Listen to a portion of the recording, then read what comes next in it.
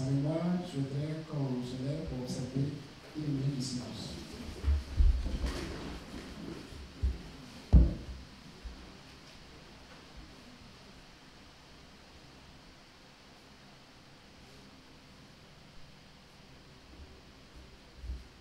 Merci beaucoup.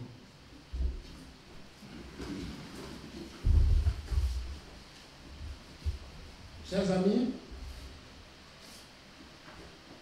nous sommes ici pour parler d'un sujet très important.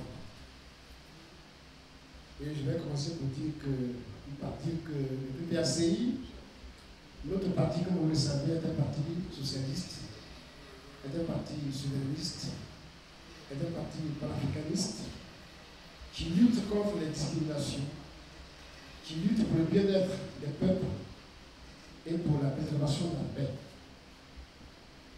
Le PPACI peut aujourd'hui réagir vis-à-vis du comportement scandaleux et méprisant de nos dirigeants actuels. Il s'agit de l'affaire Kadia Camara, présidente du Sénat ivoirien. De quoi s'agit-il? On pourrait résumer cette affaire à une affaire Kandia Gate.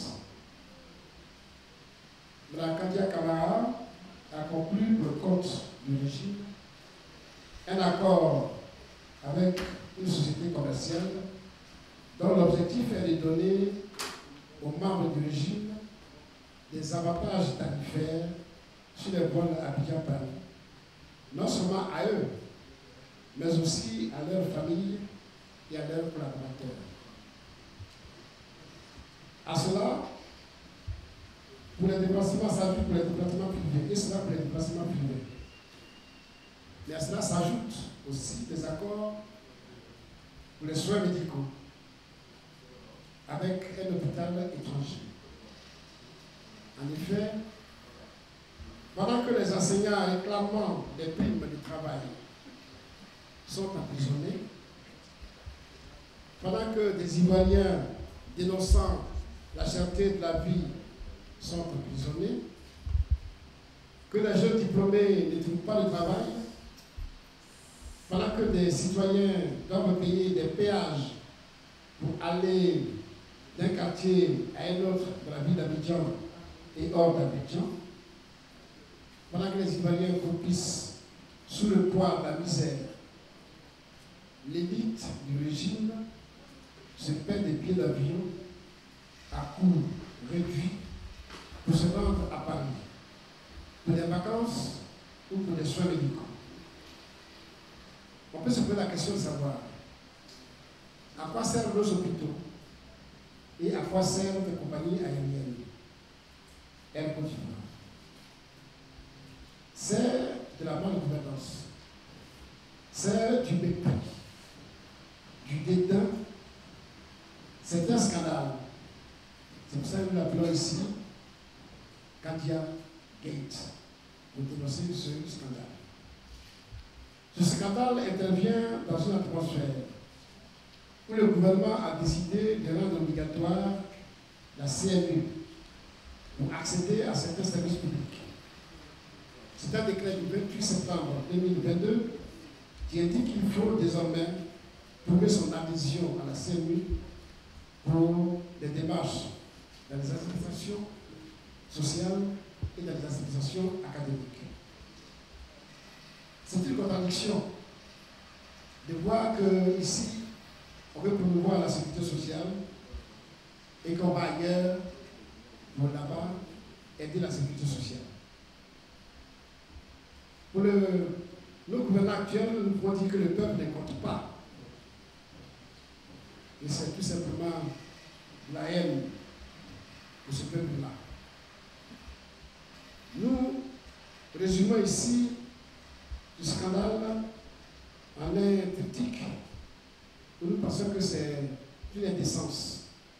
Une indécence politique, une indécence économique, une indécence éthique. Pour tout dire, nous avons beaucoup subi, nous voyons beaucoup, nous souffrons, nous crions notre ras-le-bol. Trop, c'est trop.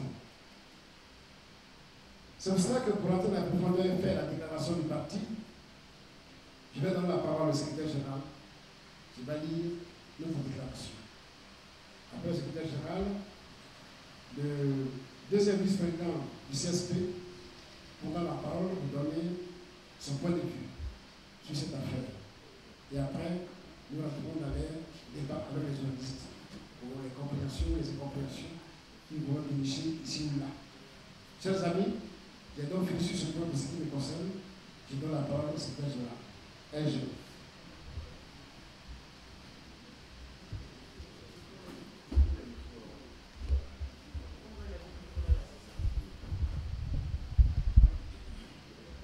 Merci, camarade président exécutif.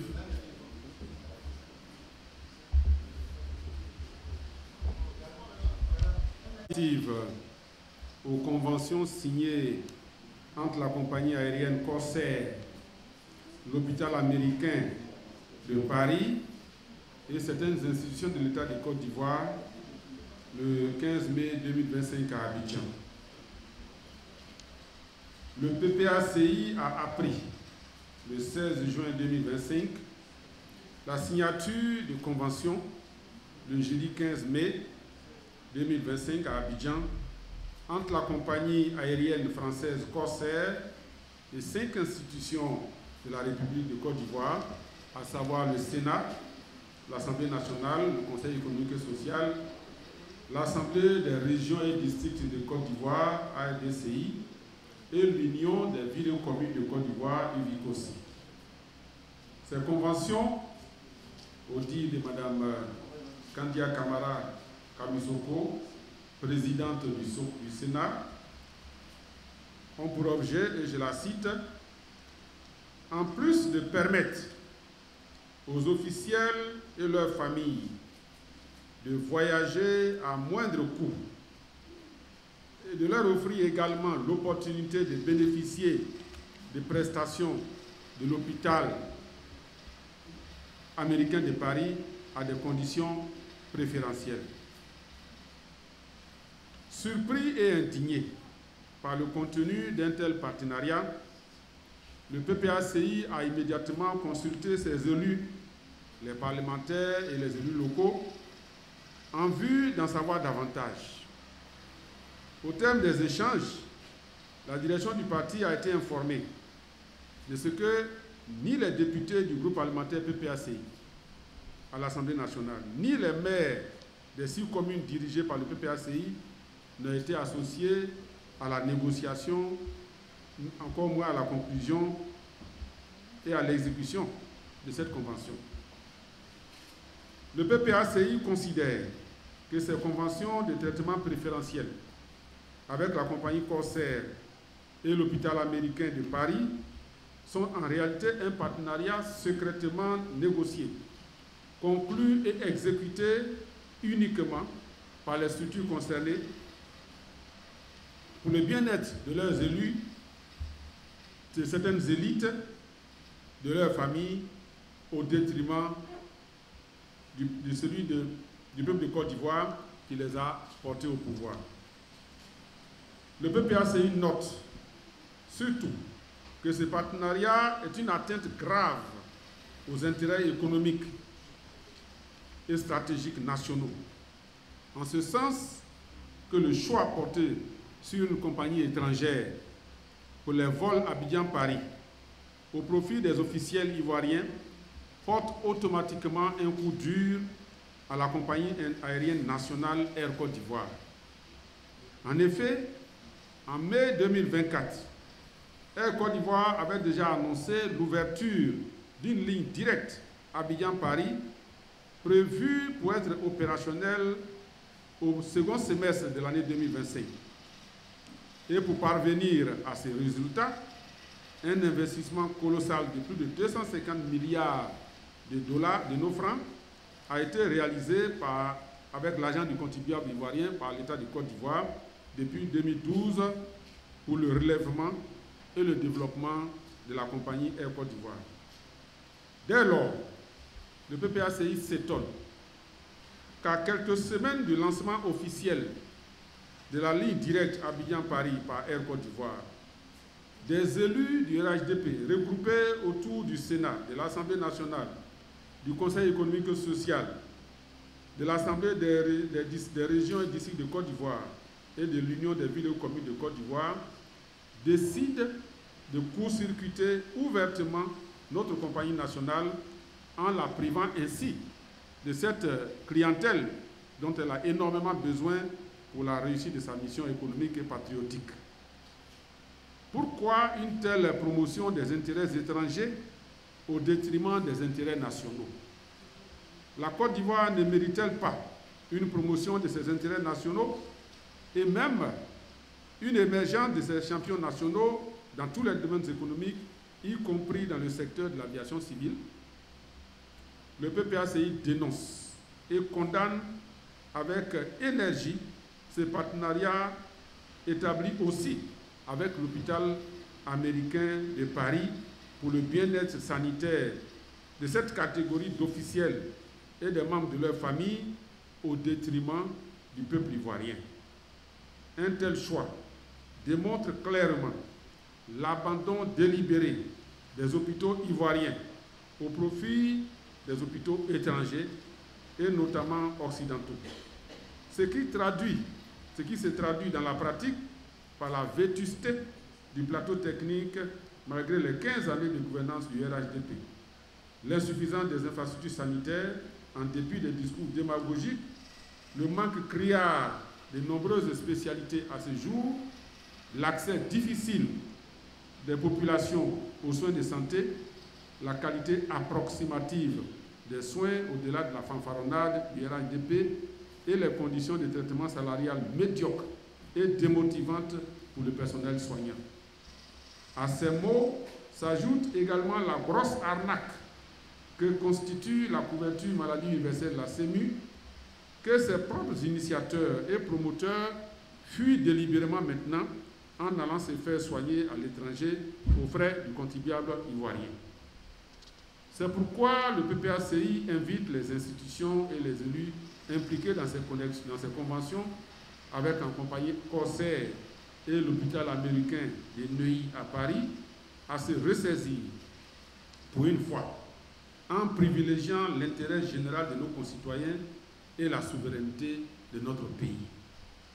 Le président Laurent Gbagbo salue et félicite les citoyens ivoiriens qui ont vigoureusement réagi à l'annonce tonitruante de ce partenariat indigne et offensant à l'égard du peuple de Côte d'Ivoire.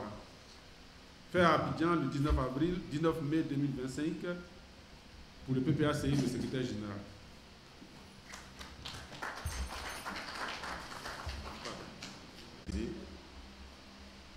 C'est vraiment quelque chose d'inacceptable en ce qu'il consacre une république à double vitesse.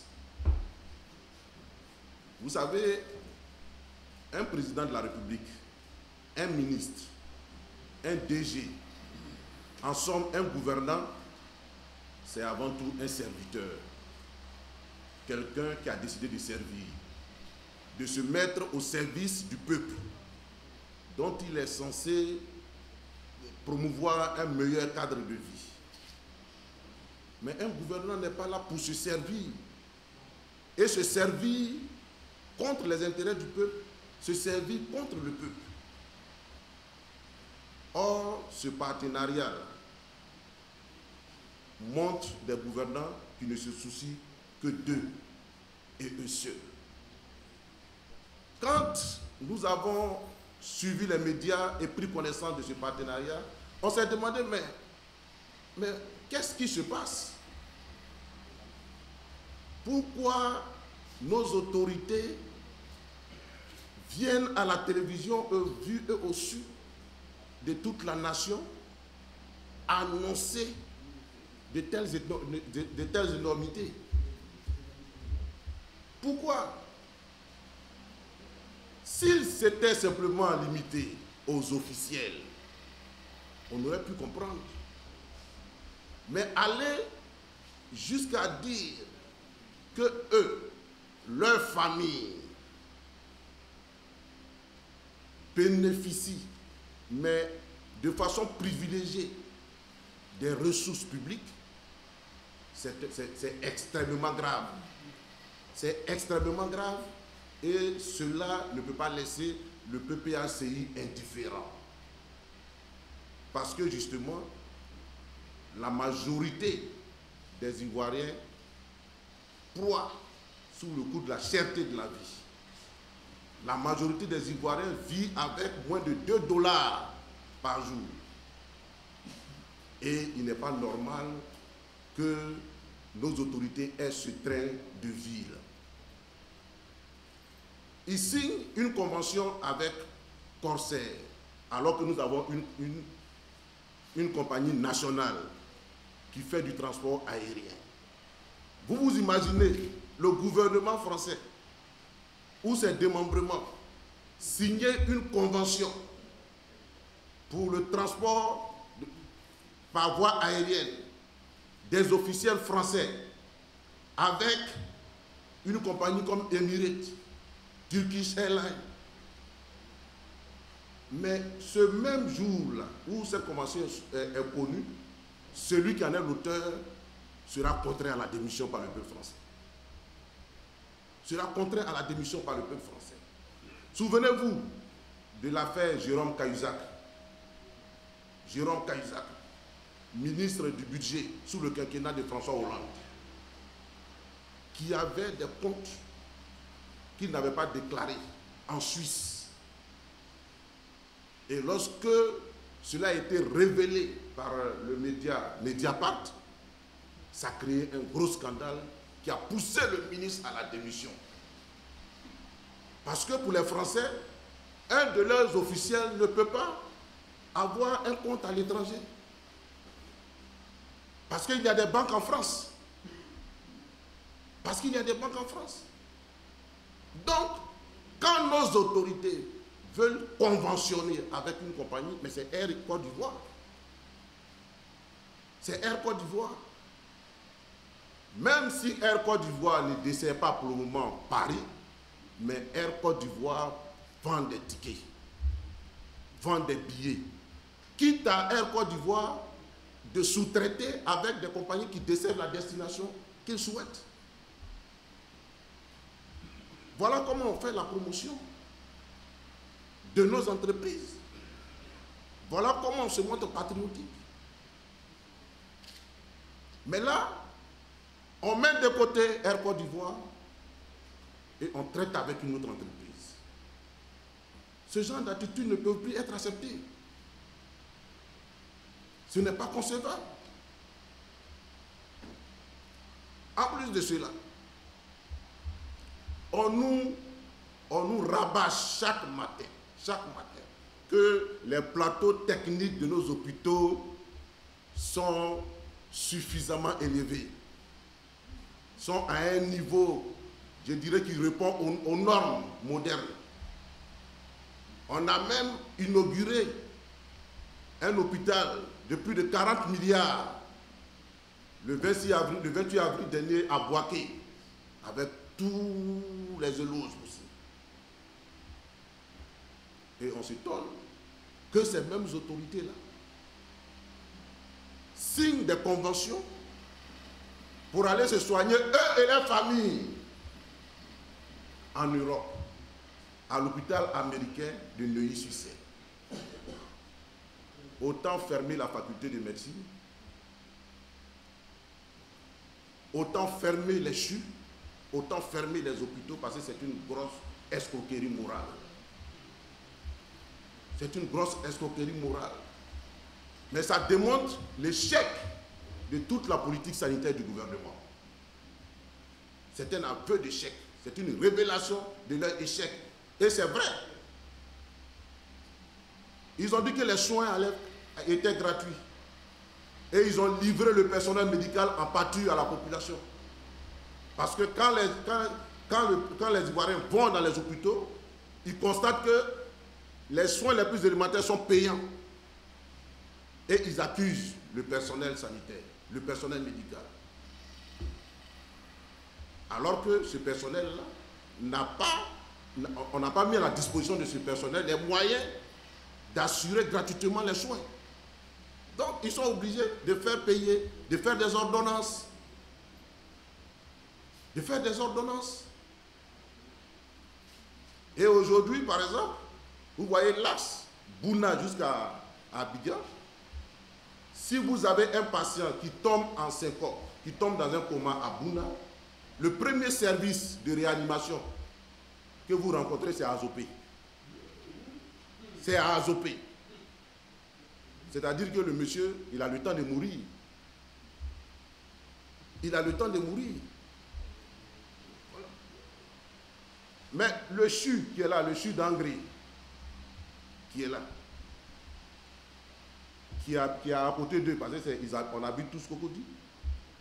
Ce CHU-là, le scanner de ce CHU-là, n'est plus fonctionnel depuis plus de 3 mois. Un scanner qui n'est pas fonctionnel. Le CHU de Yopougon, jusqu'à aujourd'hui, il est fermé.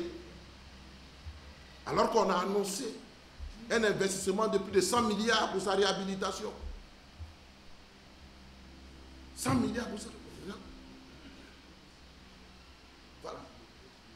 Et on se demande bien, quand on regarde la situation sanitaire de la Côte d'Ivoire, on se demande bien, mais à quoi a servi la Digbadette? Oui, la Digbadette là, ça a servi à quoi? Puisque les Ivoiriens sont livrés à eux-mêmes. Et les gouvernants viennent au vu eux aussi de l'opinion, les narguer. Les narguer. Parce que ça, c'est l'expression du mépris.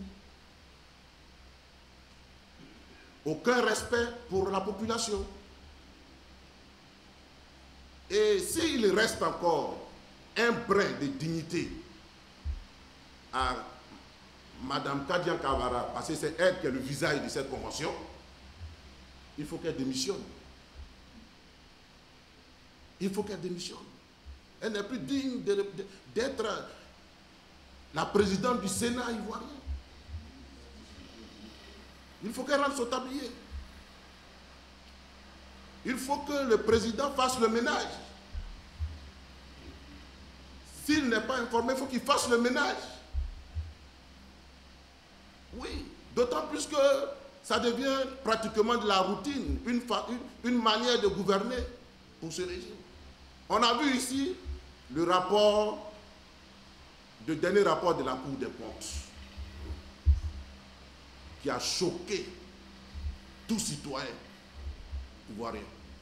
Parce que dans tous les services, les responsables ont été tous épinglés. Des détournements s'élevant à des milliards de francs. Rien n'a été fait. Et c'est un peu comme si ils jouissaient d'une certaine impunité, qu'ils pouvaient faire ce qu'ils veulent de nos finances publiques et nous narguer. Donc, le PPACI exprime vraiment un ras de bol. Trop, c'est trop. Trop, c'est trop. Nous ne pouvons plus accepter ce genre de choses un peu plus longtemps. Et le peuple ivoirien, tout à l'heure, comme l'a dit le secrétaire général, qui a réagi vigoureusement, et nous sommes contents de cette prise de conscience de ce peuple-là, qui commence vraiment à se réveiller, que ce peuple-là se réveille effectivement. En tout cas, il trouvera toujours une oreille attentive du PPACI, il trouvera toujours le PPACI à ses côtés, il trouvera toujours le président Laurent Gbagbo à ses côtés. C'est pourquoi nous les invitons à beaucoup plus de vigilance et à regarder de plus près les actes de gouvernance de nos autorités. Merci pour votre attention et que Dieu bénisse la Côte d'Ivoire.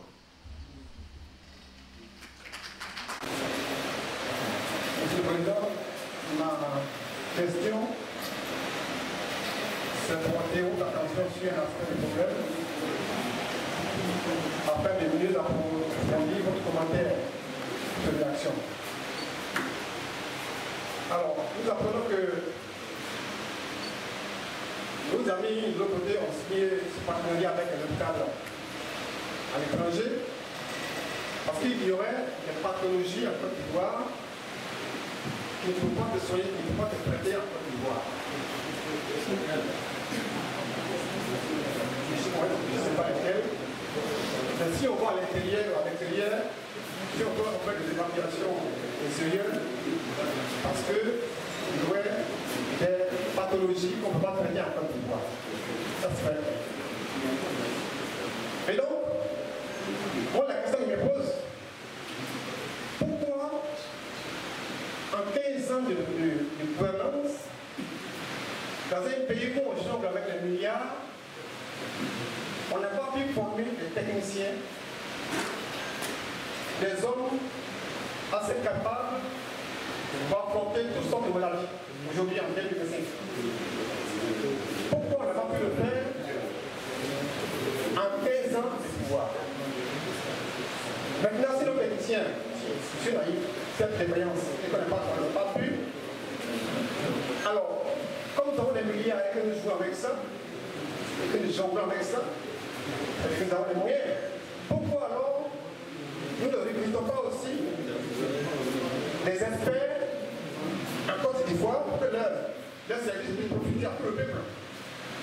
Parce que tout le monde n'a pas le pouvoir d'aller de l'autre côté, mais au moins, si nous recrutons des experts médicaux sur place, au moins, leur service peut profiter à Côte d'Ivoire. Donc, voilà les deux éléments qui reviennent, sur lesquels il faut approfondir notre analyse. Merci. Germain Séoué a pris en compte l'une de mes préoccupations. Je vais poser une seule question. Par rapport au partenariat signé avec Corsair, les tenants du pouvoir, dont certains sont déjà intervenus sur les chaînes de télévision, de radio étrangères, disent que c'est une prouesse du gouvernement, s'affirme que c'est une prouesse, parce qu'ils ont réussi à signer un partenariat avec une compagnie aérienne étrangère qui va leur faire désormais des prix bas. Que c'est une prouesse. Quel commentaire cette affirmation vous inspire? À la table de séance, je suis David Boudia, je suis promoteur de la route du Canal d'Ivoire et puis contributeur dans le quotidien du Canal des Chéris.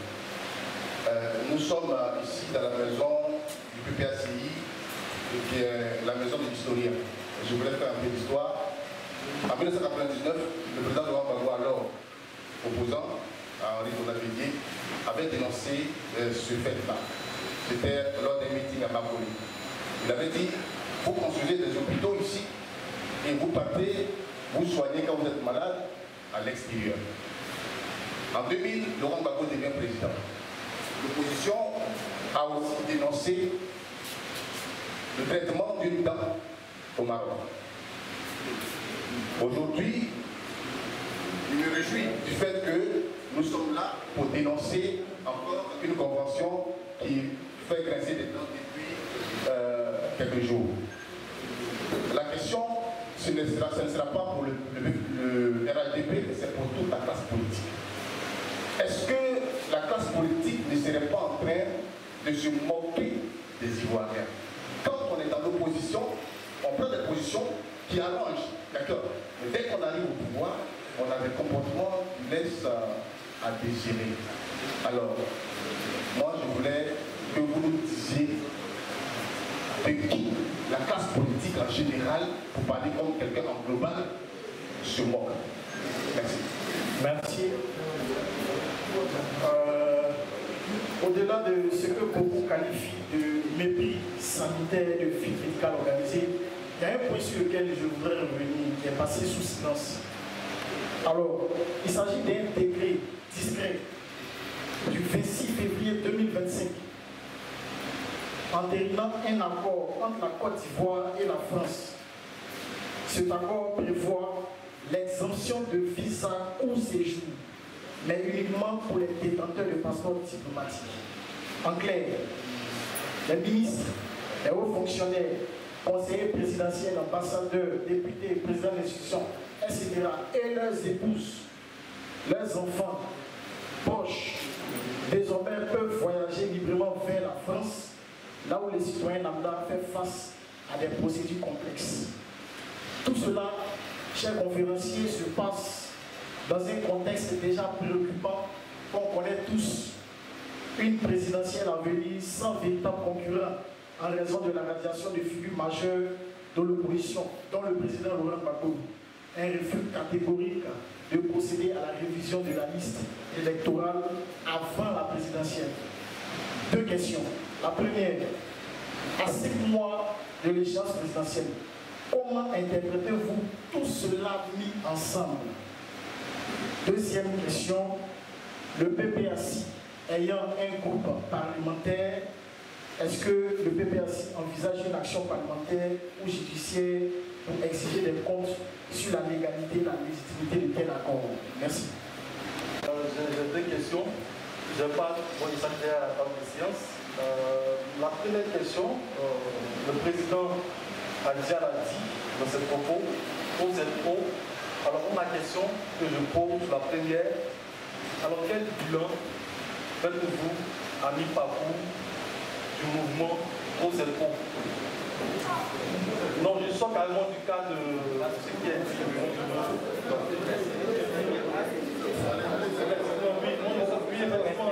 Carrément du cas de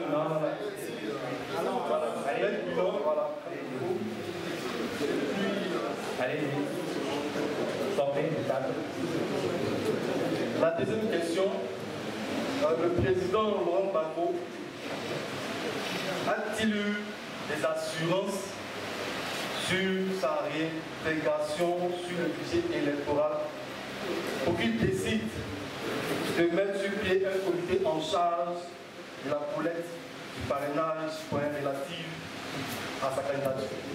Nous avons des questions. Merci beaucoup. La rencontre d'aujourd'hui a un sujet très important, un objet très important, c'est de ça qu'il s'agit. Il ne faut pas noyer nos interventions de ce jour. Donc, nous, nous aurons l'occasion de faire le bilan.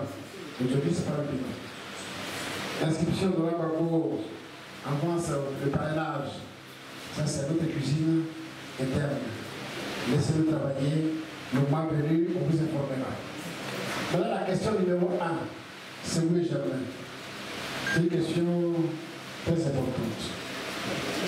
Vous savez, les dirigeants que nous avons en face, ils n'ont jamais de solution à nos problèmes, même s'ils ont été élus sur la base de ADO Solutions. Nous sommes aujourd'hui dans ADO des solutions. Donc à chaque fois qu'on leur pose des questions, ils cherchent des explications qui ne tiennent pas. Quelle pathologie peut-on soigner à l'extérieur? Quelle pathologie on peut soigner en Côte d'Ivoire? C'est un pharmacien qui vous parle. Donc je ne sais pas de quelle pathologie il s'agit. Sur le plan des statistiques académiques, vous avez dit médicales, dans notre pays, nous avons quelques 3 ou 4, maximum 6 maladies. Ce sont des maladies récurrentes et difficiles à soigner. C'est par exemple la drépanocytose, tout simplement. C'est le cancer, c'est le diabète, c'est l'hypertension. À part ces pathologies, quelle pathologie on peut soigner en Côte d'Ivoire? Je vous pose des questions. On nous parle des pathologies, héréditaires quelquefois, génétiques quelquefois. Mais quand tu prends la masse de population, combien de personnes tu dois avoir à toi ou bien qui sont atteintes par telle ou telle pathologie pour lesquelles il faut mettre en place un plateau technique spécial? Combien? Ceux qui vont aller te soigner à l'extérieur parce qu'ils ont une pathologie spéciale, quand ils ne soignent pas à Côte d'Ivoire, sont combien?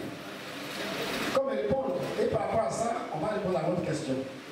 Je pense que c'est liquidatoire. Ils ont décidé de se faire soigner à l'extérieur. Ça vient, ça dépend d'eux. Tant que c'était eux tout seuls qui se soignaient avec les perdièmes qu'ils perçoivent, ou les salaires qu'ils perçoivent par rapport aux fonctions qu'ils exercent aujourd'hui, parce que j'ai été ministre, donc je ne vais pas non plus cracher de la soupe. Quand tu es ministre, tu as un salaire, tu as une indemnité. Donc par rapport à soi, tu peux te faire soigner où tu veux. Mais à partir du moment, ça devient une affaire d'État. Que la Côte d'Ivoire cotise pour faire des contrats, pour aller faire soigner les gens, c'est ça que nous dénonçons. Un individu peut se lever pour aller se soigner où il veut. Même s'il y a le diabète qu'on peut soigner ici, il peut vouloir aller soigner, se soigner aux États-Unis, c'est son problème. On n'a rien à dire. Mais quand tu me dis à moi, dans le Didier, cotise pour que le ministre puisse aller se faire soigner quand il veut, il dit non. Je dis non, c'est de ça qu'il s'agit, c'est ça qu'on condamne, c'est ça qu'on dénonce. C'est tout simple. Donc quand il dit qu'il y a des pathologies spéciales qu'on ne peut pas soigner ici, c'est faux. Qu'on nous élimine ces pathologies spéciales.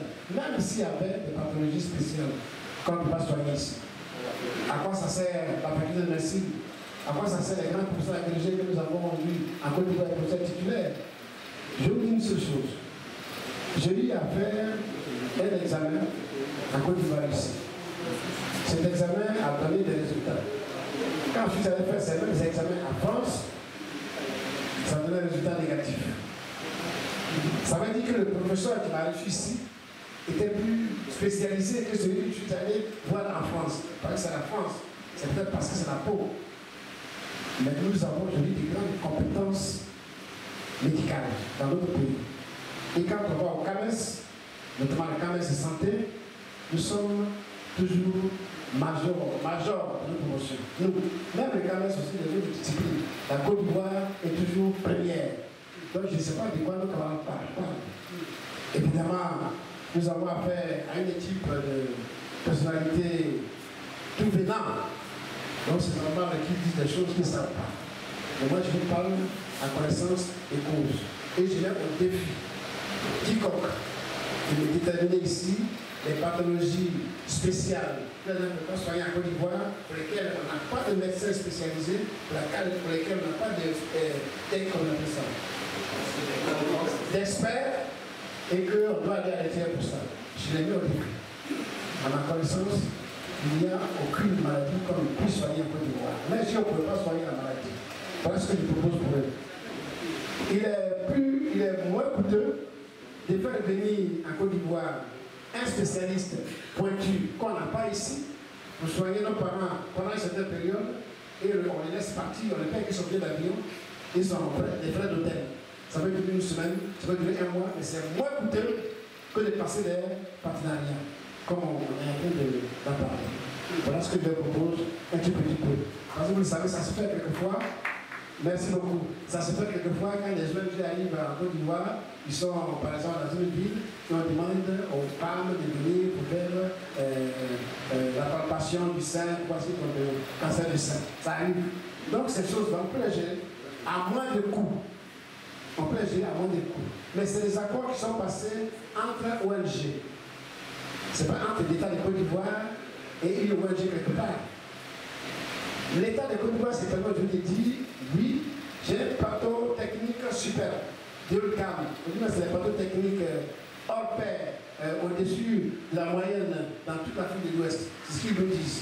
Et c'est ce qu'ils nous ont dit par rapport à Boaké. Tu as cette plateau technique, donc tu as tout ce qu'il faut. Il suffit d'appeler les spécialistes que tu n'as pas. Et c'est moins coûteux. Donc voilà les contradictions de notre dirigeant.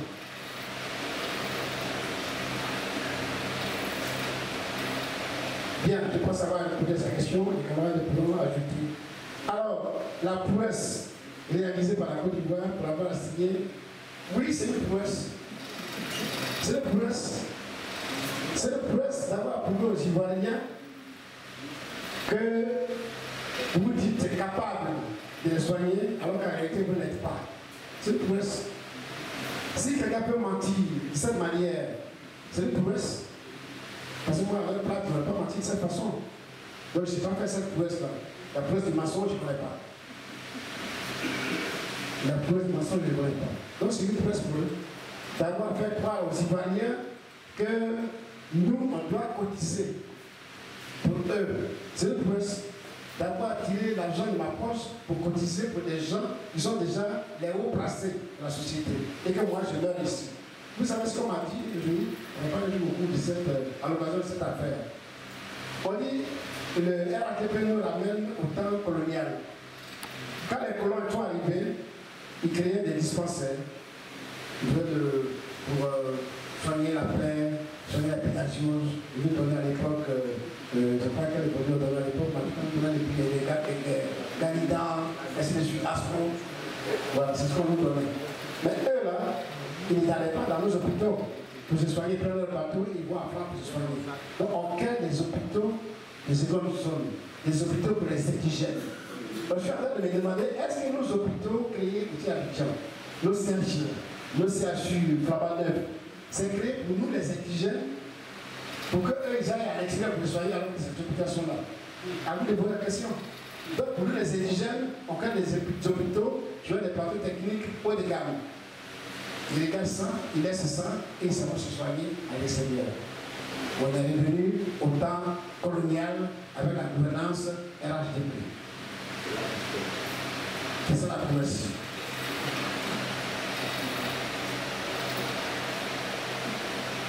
Oui.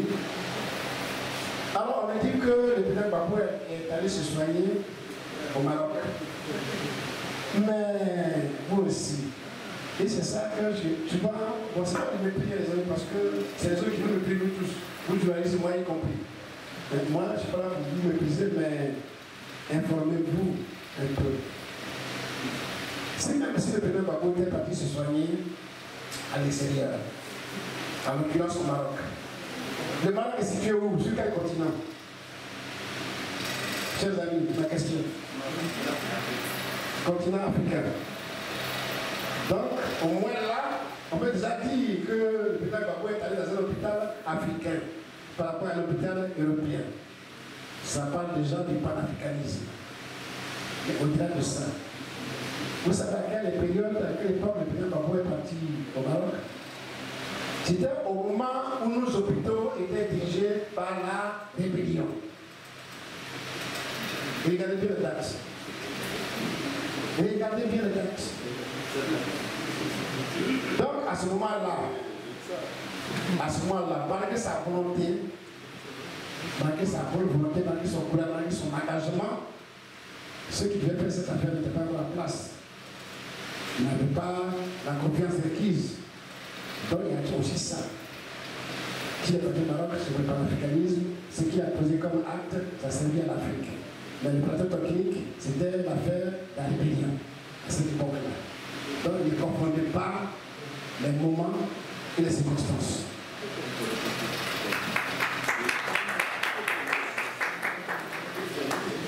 Yannick dit qu'un décret a été signé pour que ceux qui ont les passeports diplomatiques puissent aller facilement en France sans demander de visa. Mais ça, on le sait. C'est pour ça qu'ils se battent, pour mériter, j'allais dire, ils n'ont pas la confiance, pour être dans les bonnes grâces, qui pouvaient en français, il faut le dire. Eux, ils ont les passeports diplomatiques. Eux et leurs enfants, et leurs camarades, leurs collaborateurs. Nous, on n'a pas de passeport diplomatique. Donc nous sommes comme vous. Pour entrer ici, si on est malade, on peut mourir tranquillement. Parce qu'il y a pas de technique. Et là, le niveau là, ça c'est pour nous, c'est pas pour eux.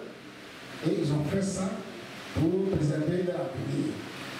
Je vous apprends que quand on est ministre, ou quand on a été ministre, quand on a été député, on a droit à un passeport spécial et un passeport diplomatique. Moi qui parle, je n'ai pas de passeport diplomatique. J'ai été député, j'ai été ministre, 10 ans, je n'ai pas de passeport diplomatique. J'ai déposé mon dossier, on ne peut pas m'en donner. Je n'ai jamais de passeport diplomatique. Voilà la Côte d'Ivoire nouvelle, la Côte d'Ivoire de nos dirigeants. C'est-à-dire, ceux qui ont gouverné hier sont des parias, ils n'ont droit à rien. Donc, ils ont fait un passeport diplomatique pour voyager et c'est pour corroborer tout ça, c'est pour consolider tout ça qu'on fait des accords avec les compagnies aériennes et des accords avec les hôpitaux. Je vous apprends que L'hôpital même à la fin de Benjaminville, l'hôpital même à la fin de Benjaminville a un partenariat avec l'hôpital américain de Paris, mais aussi un partenariat avec Corsair. Alors suivez mon regard.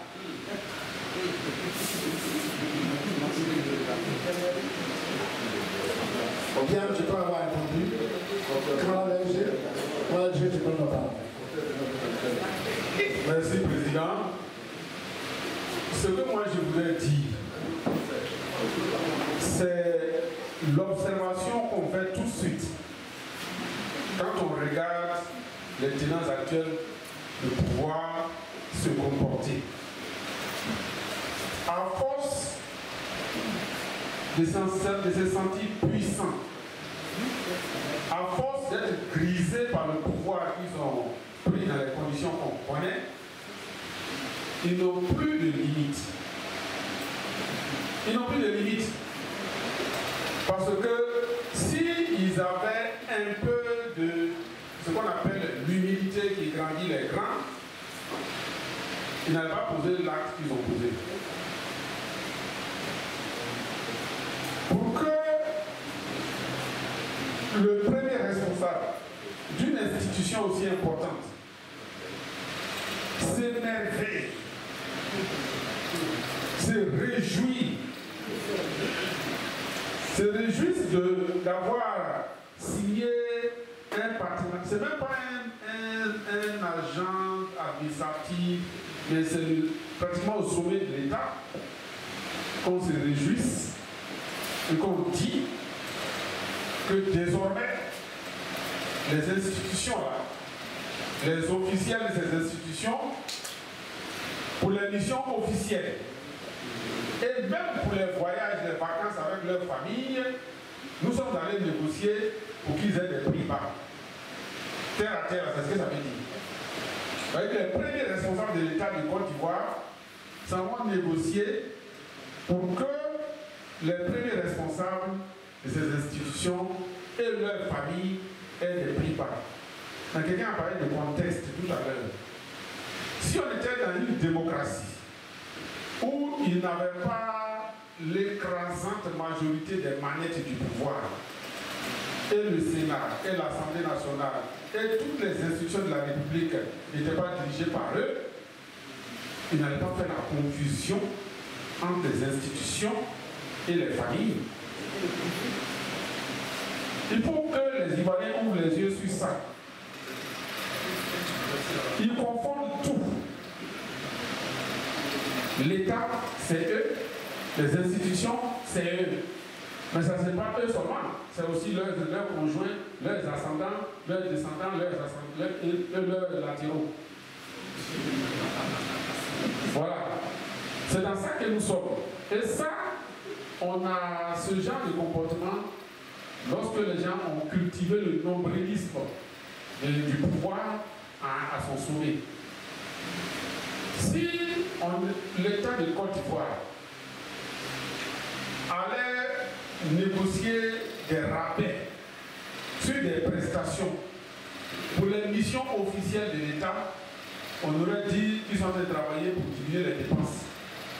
Ça veut dire que si je vais envoyer Katina en mission pour le compte de l'État, l'État négocie pour que le billet d'avion qu'on va payer là sur le budget de l'État soit moins cher. Je vais dire bravo. Mais je ne me dis pas ça. Comme je sais que Katina et moi, nous sommes au pouvoir et qu'on détient 99,99% des leviers du pouvoir, donc je dis, si Katina doit voyager, comme c'est nous qui sommes au pouvoir, alors, même s'il doit aller en vacances en France ou bien en Allemagne ou aux États-Unis, eh bien, je vais aller négocier en tant qu'État pour que l'individu Katina, lui et sa famille puissent bénéficier. Mais cerise sur le gâteau, les Italiens, même s'ils sont malades, eh bien, ils vont aller aussi à l'hôpital militaire américain de Neuilly, à Paris, où la consultation coûte entre 500 000 et 1 million. Donc, on a ce genre de comportement lorsque on est dans un système où on se dit on est au pouvoir pour 50 ans, pour 200 ans, et puis ensuite il n'y a que nous, les autres ne comptent pas. Donc quelquefois même ça se fait à l'insu d'eux-mêmes. Ils ne font pas exprès. Ils ne font pas exprès. À force d'être sûrs que tout ce qu'on vend à eux, ils oublient le minimum. Ça c'est la première observation que je voulais faire.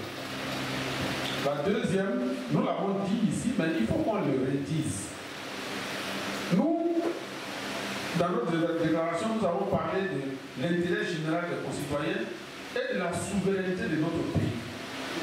Les pays qui se respectent, ils ont des secteurs stratégiques qu'ils essayent de détenir. L'électricité, l'eau, le gaz, le transport, tout ce qui impacte directement la vie du citoyen, là, l'État essaye de maîtriser ça. Et c'est pour cela que cet État doit avoir sa compagnie aérienne, s'il le peut. Or, la Côte d'Ivoire, on avait Air Ivoire, qui est devenu maintenant Air Côte d'Ivoire. Est-ce que Air Côte d'Ivoire, on ne peut pas lui donner la primauté du transport aérien en Côte d'Ivoire? Donner de la valeur à notre compagnie nationale. Quand tu vas en France, et le SGA Bakayoko m'a donné un petit coup là-dessus, quand tu vas en France, c'est Air France qui donne les autorisations aux autres compagnies pour atterrir à Orly. Parce que quand ton avion atterrit, il y a des activités au sol. Changer le carburant, nettoyer ceci, ce qu'on appelle la maintenance au sol là. Mais c'est la compagnie nationale qui distribue. Du coup, quand l'État doit faire quelque chose, l'État passe par sa compagnie nationale, à elle de dire à Bruxelles Airlines, ou bien à Lufthansa, ou bien à Air Côte d'Ivoire, assieds-toi ici, fais-toi là, tu atterris tel jour, et tout et tout. Pourquoi nous, on ne travaillerait pas à faire en sorte que ce soit Air Côte d'Ivoire qui distribue les agréments en Côte d'Ivoire pour atterrir sur nos aéroports nationaux? Dans tous les cas, nous au PPAC, on avait une vision qu'ils ont interrompue par la rébellion et le coup d'État. On l'a toujours. C'est la vision de la souveraineté. Et dès 2 janvier 2026, puisqu'on revient en 2026, dès qu'on revient, c'est ça qu'on va faire. Travailler pour que les secteurs stratégiques soient contrôlés par l'État. Parce que ces secteurs stratégiques étaient contrôlés par l'État. C'est Alassane Ouattara, premier ministre en 1990, qui les a démantelés. On doit les remettre en place et faire en sorte que l'État travaille pour les citoyens. Faire en sorte pour que l'État travaille pour les citoyens. Faire en sorte que Air Côte d'Ivoire soit une vraie compagnie nationale. Et comme nous sommes dans le panafricanisme, à terme, c'est de retrouver une compagnie africaine, à l'image de Air Afrique à l'époque, mieux gérée, plus autonome et qui travaille pour les Africains. Et non c'est gargariser parce que le blanc t'a donné un peu du coup pour venir dire, voyez, je suis fort, hein. Je suis parti sur le blanc, il m'a donné ça. Nous, PPAC, les enfants de Laurent Gbagbo, on ne mange pas de ces pains-là. Et c'est à ça qu'on peut préparer la Côte d'Ivoire.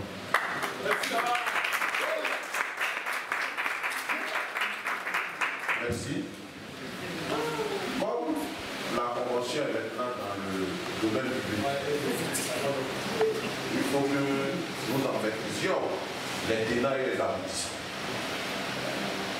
Nous avons besoin de savoir la nature même de cette convention.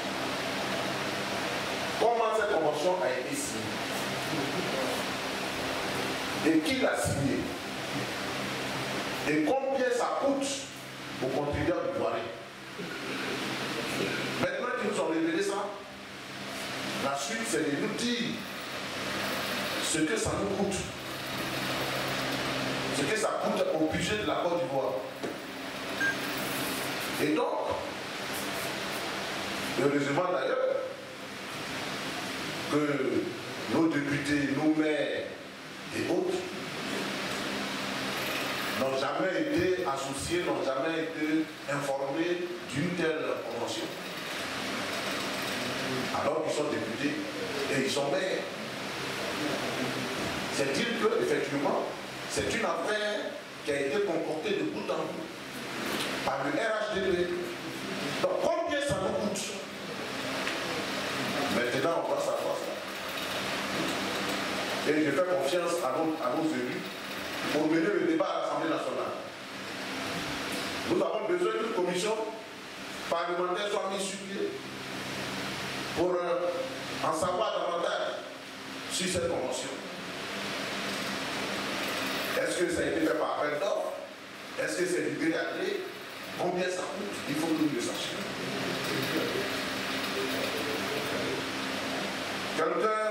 Un journaliste a parlé du président Gbagbo pour essayer de mettre cela en balance avec la situation actuelle. Mais en 10 ans de gestion de lui, combien de fois le président Gbagbo est sorti pour se faire sortir?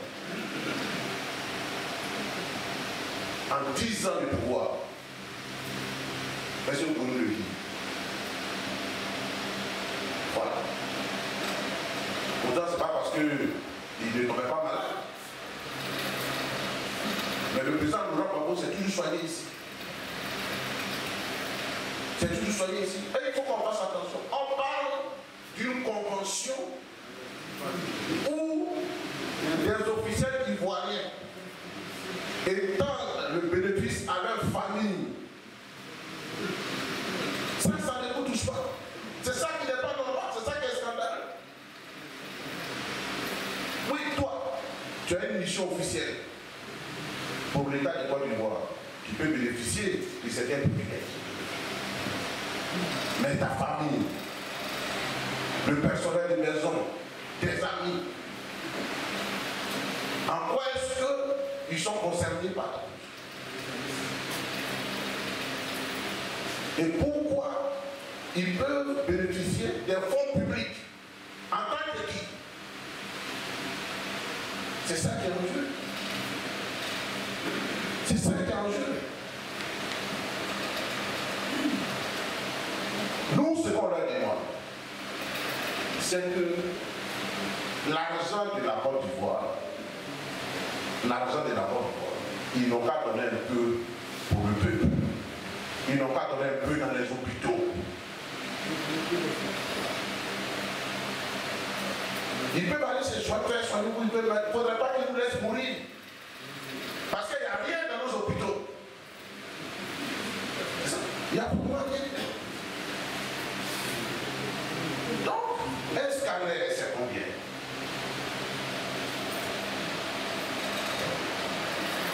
Un appareil pour faire une échographie, ça coûte combien? Même les césariennes. On a proclamé abondamment ici que c'est gratuit, mais ce n'est pas vrai. Ce n'est pas vrai. Et nos hôpitaux sont devenus de véritables mouroirs. De véritables mouroirs. Quand vous allez au sud de Trashville, au sud de Bon, ce sont des véritables mouroirs. Mais au grand désarroi, aux grandes dames de ces médecins qui sont qualifiés. Voilà. On a des grands professeurs de renom et de renommée mondiale. Mais il a besoin d'un minimum de matériel pour exercer son art, pour sauver des vies.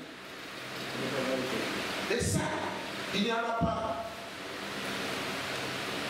Et c'est vraiment révoltant de voir à côté les agissements de nos autorités. Ils se lèvent, ils s'en vont se faire soigner et nous, on peut mourir tranquillement dans nos hôpitaux obsolètes, dépassés. C'est ça qui est important. Il faut qu'ils pensent au peuple. Parce que sans le peuple, ils ne sont rien. Sans le peuple, ils ne sont rien. Donc il faut qu'ils pensent au peuple. Et le peuple a besoin de se soigner. Le peuple a besoin de se nourrir. Voilà, hier, avant-hier, il y a eu un incident, un incendie plutôt, au grand marché de la Gambie. Regardez dans quel désarroi ça restait. Mais on est gaspiller autant d'argent. Il y a des actions sociales à faire là. Il y a quelque chose à faire pour ces commerçants qui ont tout perdu. Et qui ne savent plus à quel sens se vouer, des mères de famille qui sont même au bord du suicide parce qu'ils ont tout perdu. On a besoin d'un État qui est humain, qui a un visage humain, des dirigeants qui pensent au peuple. C'est ça qui nous regarde, qui nous les Ivoiriens qui ont l'argent, qui prennent un quai privé, ils voyagent, ils vont se faire soigner partout où ils veulent. Ça nous intéresse pas. Parce que c'est son argent. Mais l'argent qui nous appartient à nous tous là, avant de dépenser ça, il y a des règles. Il y a des règles avant de dépenser cet argent. Et on a besoin de savoir. C'est pourquoi il y a un budget. Et le budget, il est sûr de tout. Puisqu'il est publié. On le connaît. Donc cette convention-là, il faut qu'on sache comment, dans quel contexte, dans quelles conditions elle a été signée, qui l'a signée, combien ça nous coûte. Puisque maintenant on est informé. Donc nos députés à l'Assemblée nationale et même les autorités qui peuvent nous faire la lumière dessus ont l'obligation de nous expliquer.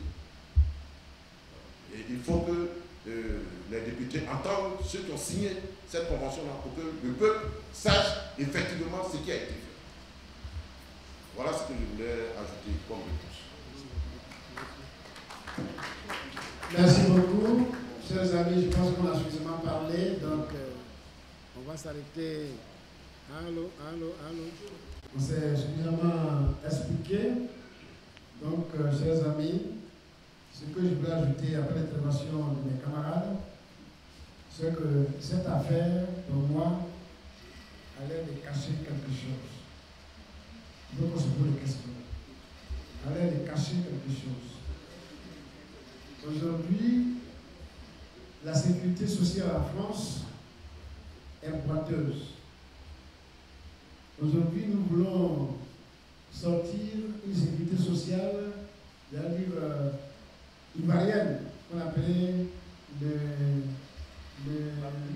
la MU, ou bien la CMU, voilà, la CMU. Là, c'est la MU, et c'est CMU.